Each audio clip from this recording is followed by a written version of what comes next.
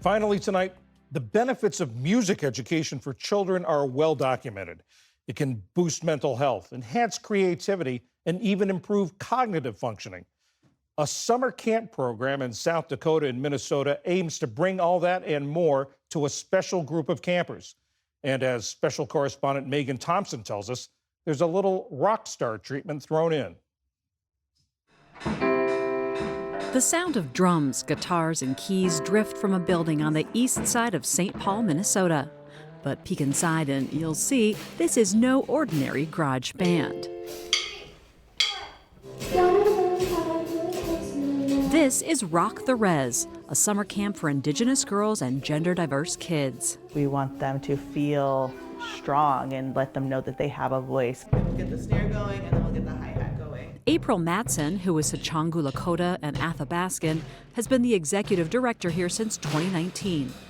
Indigenous, Two-Spirit, LGBTQ girls, they're so overlooked and representation is low to none.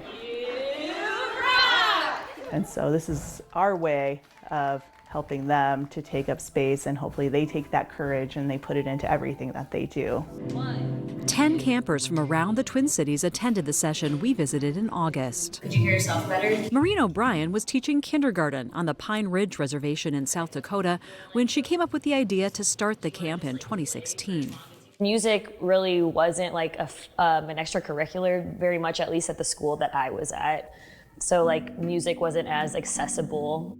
O'Brien, a self-taught musician, also wanted to promote the idea that anyone can pick up an instrument and jam. So it's kind of like breaking down the third wall of, you can't do this, maybe you don't see folks that look like you, or you're not trained classically.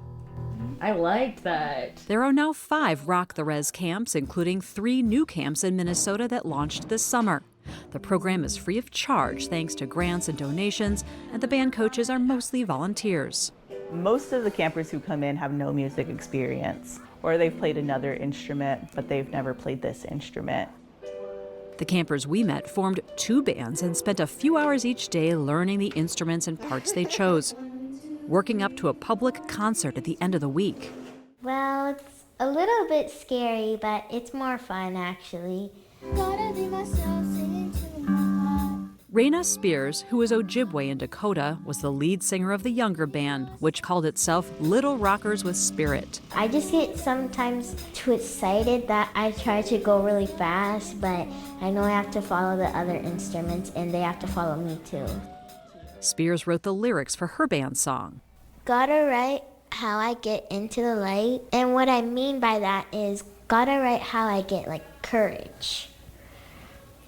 So you can like show who you really are. 3, 4. We're kind of like fighting for our voices to be heard and for a change. Aaliyah Hansen, who is Red Lake Ojibwe, led her band called Kamimila, which means butterfly in Dakota. Their song was filled with historical and social messages. This is where it started. We are taken from our homes. When we come back, we have nowhere to go. Frame us as addicts, blame us and laugh, but when the white man leaves, you better hope he don't come back. I think it's very powerful and it goes very deep into Native culture. I wrote some things down. The songs were written collaboratively by the campers. The band coaches encouraged and facilitated, but otherwise got out of the way. We all are seen equally and we're all respected.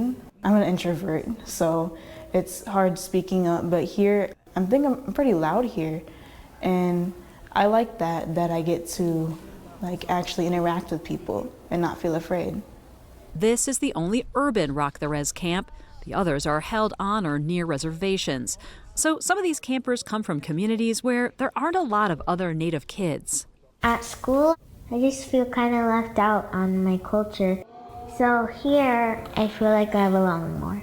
When people think of Native, they think of like those like old photos that are like yellow and like wearing, and it's some chief guy. But we're not that anymore. We're still here, you know. Workshops held each day, like this Dakota language lesson, gave the kids a chance to dive deeper into Indigenous cultures. And there were musical performances every day after lunch. Lakota recording artist Tiana Spotted Thunder sang The Day We Were There. Showcase your skills. Showcase your talent. Then, after a week of pep talks and practicing, the final day arrived.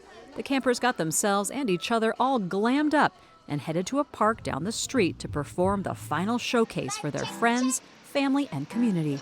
Welcome to the Rock the Road Showcase. The name of our song is Singing to Our Hearts. Empowerment's a huge part of it. I hope that they are proud of themselves and feel like accomplished by the end of it, because it's a pretty big feat to write a song and perform it in a matter of 1 week. Being lost in history, being cheated of our treaties. And if anything, they can look back and say, oh, I performed in front of a bunch of people, because it can be really scary, but they are being so brave. Thank you for coming. For PBS News Weekend, I'm Megan Thompson in St. Paul, Minnesota.